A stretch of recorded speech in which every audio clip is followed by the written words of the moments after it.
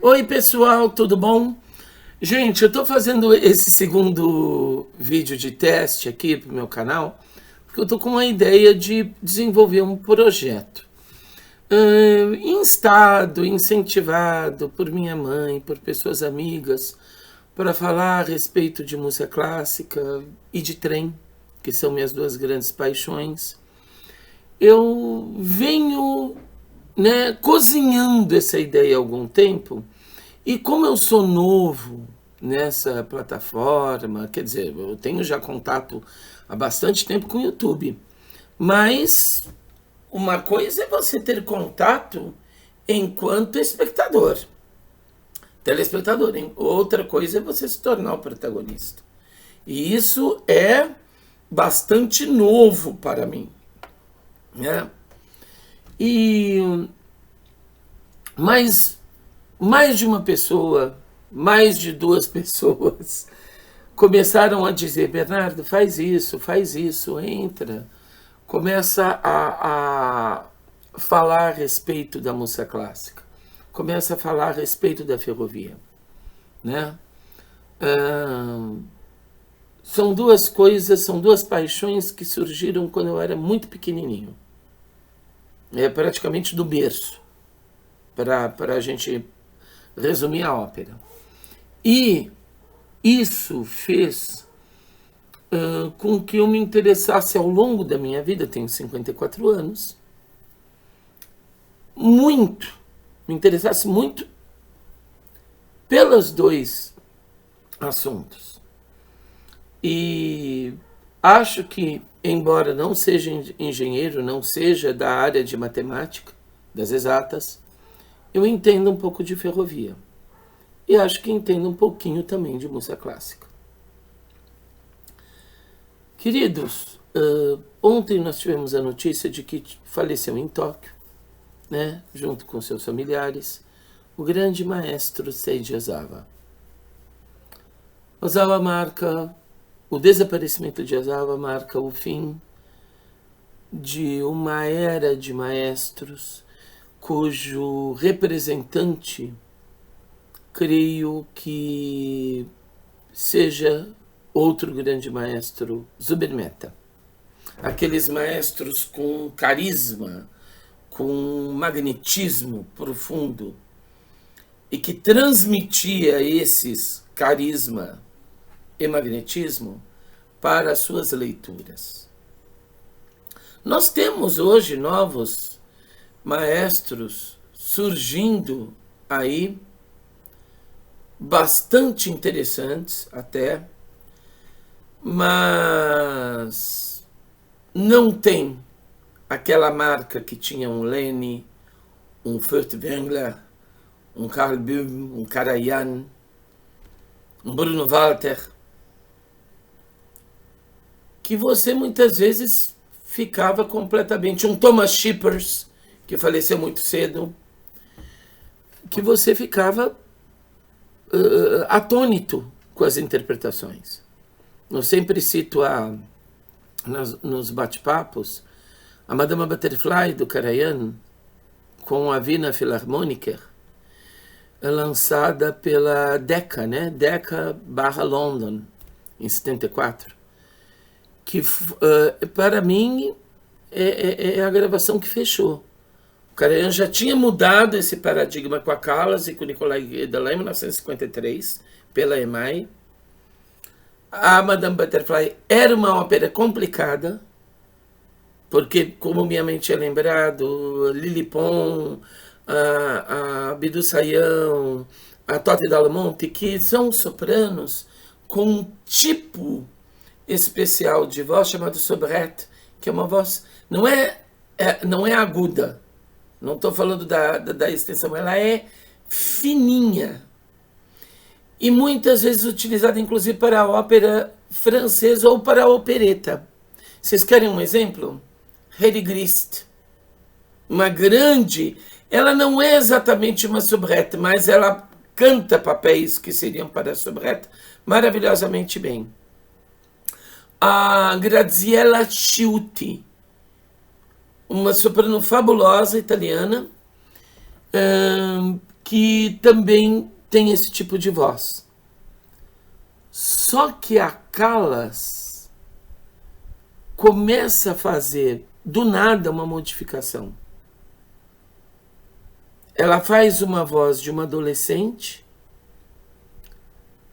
e você nota na gravação da EMI, do Karajan, lá com o Teatro alla Scala, que todos eles estão meio assim atônitos, entre muitas aspas, perdidos.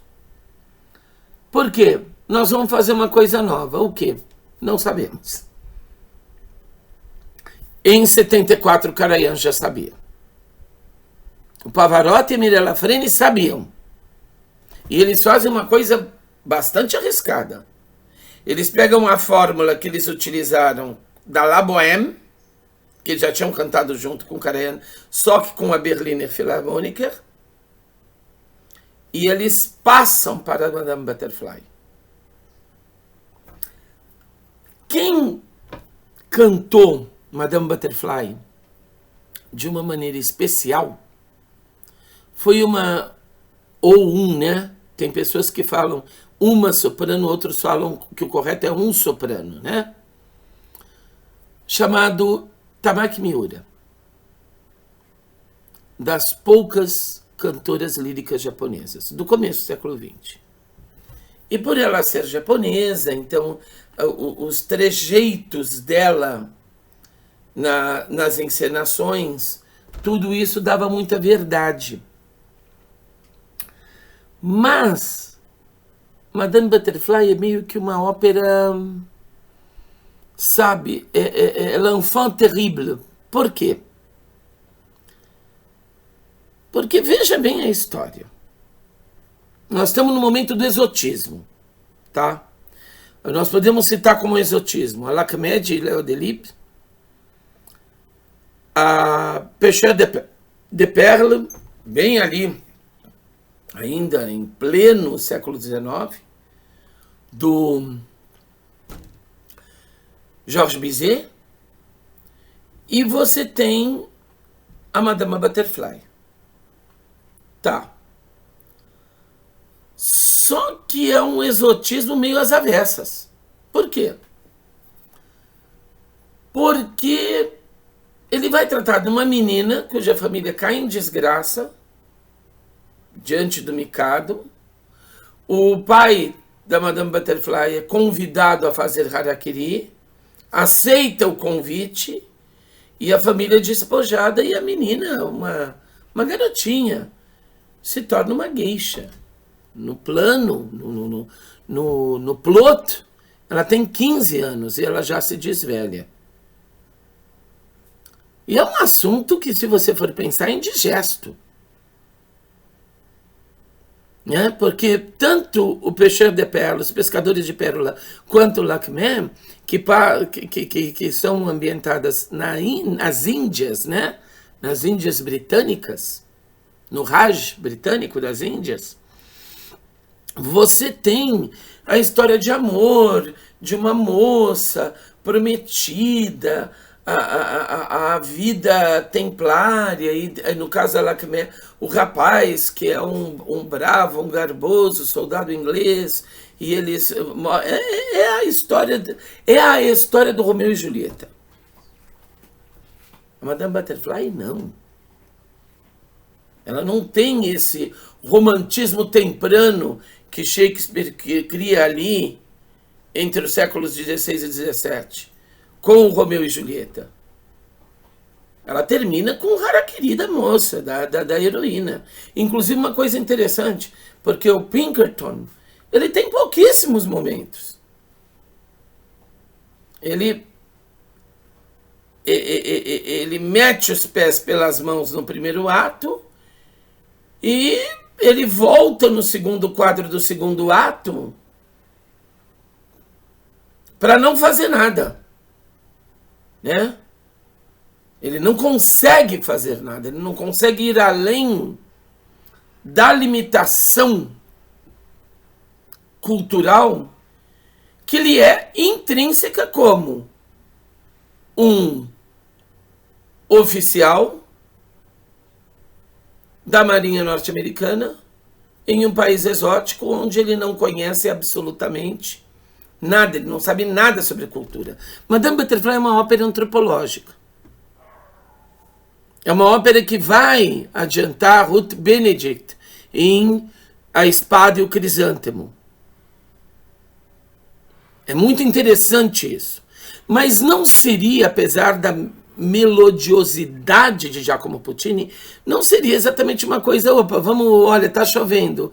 Ah, vamos lá no Covent Garden, se estiver em Londres, né, que tá sempre chovendo, vamos lá no Covent Garden assistir Madame Butterfly.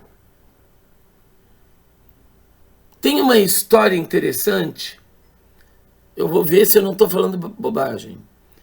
Debussy tornou-se correspondente amigo de Rimsky-Korsakov. E quando Rimsky-Korsakov visitou Paris, Debussy o levou para assistir Madame Butterfly. Quando terminou, Debussy, muito exótico, muito adepto do exotismo, do orientalismo, Debussy falou, e aí, Nicolai, o que você achou? Falou, olha, não me traga mais para ver esse tipo de coisa. E o Debussy falou, mas por quê? O que aconteceu? Porque senão vou acabar gostando. Nikolai Rimsky-Korsakov era um cara, o que a gente chama no interior paulista de sistemático. É o cara assim, crítico. Vocês se lembram dos velhinhos dos Muppet Shows? Que sempre estão criticando? O Rimsky-Korsakov era aquele cara tremendamente generoso, amigo muito generoso, mas sempre de mau humor. Era o zangado do pedaço. Mas eu me pergunto se já não foi um problema que Puccini compôs uma ópera para ser interpretada muito depois da época dele. Foi uma ópera de avant-garde, foi avant la lettre. E eu acho que teve a plena compreensão. Eu já ouvi, por exemplo, uma interpretação muito interessante da batuta do Sir John Barbirolli, o Carlo Bergonzi e a Renata Scotto. Tem momentos interessantes, mas é só a Frênio Pavarotti, a Christa Ludwig, o Robert Kearns como fantástico Sharpless, o cônsul americano, e o Karajan e os membros da Filarmônica de Viena, que entenderam o espírito da coisa. Olha como a obra de arte, a obra musical é estranha. Uma coisa composta em 1904 vai ser entendida em 1974, plenamente. Por exemplo, eu tenho uma gravação histórica da Renata Tebaldi, o Carlo Bergonzi e o Túlio Serafim, que teve muito contato com Puccini. Ela é interessante, eu amo Renata Tebaldi. Mas eu vou falar uma coisa, a Renata Tebaldi com aquele vozeirão dava para dar uma surra no Pinkerton. E é interessante você ver como a ópera era vista, só que tem um detalhe que não pode ser desprezado. A Tebaldi, o Bergonzi e o Túlio Serafim, eles dão o primeiro passo para depois Karajan terminar. Por quê? Porque ainda em 53, a Callas e o Nicolai Gueda, olha que eu estou falando, Maria Callas e Nicolai Gueda, ainda estão um pouco ligados à leitura de Totti Dal Monte. É engraçado isso. Você percebe na gravação, a Callas do tipo, eu quero inovar, eu quero mudar, mas como é que eu saio da tradição? Que existe uma tradição interpretativa em todas as obras. A Tebaldi faz isso. Só que a Tebaldi faz isso de um jeito único.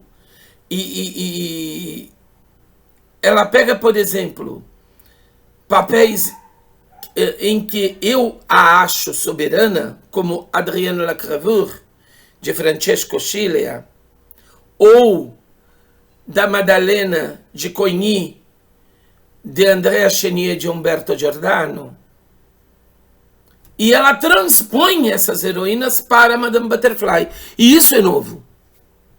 Então, quando eu tive a oportunidade de... Na verdade, eu ganhei de um amigo a Madame Butterfly com a Tebaldi e o Serafim, apesar de já estar envolvido de maneira voluptuosa com a leitura da Frene e do Pavarotti, eu falei, opa, eu não vou desprezar porque aí tem coisa. O Túlio Serafim tinha percebido que seria necessário ultrapassar a leitura à la Totti dal Monte e Obidu Sayão e ir para uma dramaticidade. Inclusive a voz da Tebaldi é densa. E aí começa todo o trabalho, a construção da leitura da Madame Butterfly. E é engraçado que eu acho assim, que você pega a Renata Tebaldi, o Carlo Bergonzi e Túlio Serafim. Depois você pega a Renata Scotto, se não me engano, em 66, com o Carlo Bergonzi de novo e o Sir John Barbidolli. E aí você vai ter mais tarde, em 74, a Mirella Freni, Luciano Pavarotti e o Karajan. E é engraçado que de repente eles pegam e falam, olha, é isso. Esse pessoal deu o caminho das pepitas. O caminho do ouro. Só que eles têm um momento que eu falo assim, é cabalístico, que eles fecham. Eles não apenas assim pegaram, trilharam a estrada que foi aberta e, opa, tá aqui. Eu acho que eles concluíram a estrada. Olha, vocês vinham com essa proposta, Scotto, Bergonzi, Tebaldi, olha o que é realmente. E encerram a coisa. Claro que as companhias de ópera, os teatros, eles vivem das encenações. Os selos vivem das gravações. Mas, por exemplo, quando você pega anos mais tarde, uma belíssima em termos sonoros, Madame Butterfly, com a Mirella Freni e o Plácido Domingo, e o Giuseppe Sinopoli pela Deutsche Grammophon. E olha que o Giuseppe Sinopoli é algo, grande maestro, infelizmente partiu muito cedo. Você não percebe aquele espírito, sabe? Aquele negócio do baixar o santo. Está uma interpretação extremamente correta. Mirella Freni, experimentadíssima. Mas ainda a interpretação da Freni, do Pavarotti e do Karajan, ela tem aquilo. Desceu o santo. Chegou. É aquilo. O que a gente fala em alemão, das Ding an sich. A coisa em si. Né? O eureka. Então, meus queridos, vamos ver se esse projeto dá certo. Eu comecei falando assim uma coisa bastante aleatória. Não tenho roteiro. E eu gostaria de pedir a vocês de darem um like. E vamos ver como é que isso, esse projeto se comporta, como ele se encaminha. E se a gente pode seguir construindo essa estrada de ferro. Não penso ser essa estrada de ferro um Shinkansen, mas penso que se ela for uma eficiente estrada de ferro em bitola métrica, na medida britânica, 3 pés, 3 polegadas e 3 oitavos, eu já vou me dar por muito satisfeito. Queridos, muito obrigado. Assistam. Curtindo o vídeo, deem o like e compartilhem. Indiquem para seus amigos. Muito obrigado. Valeu.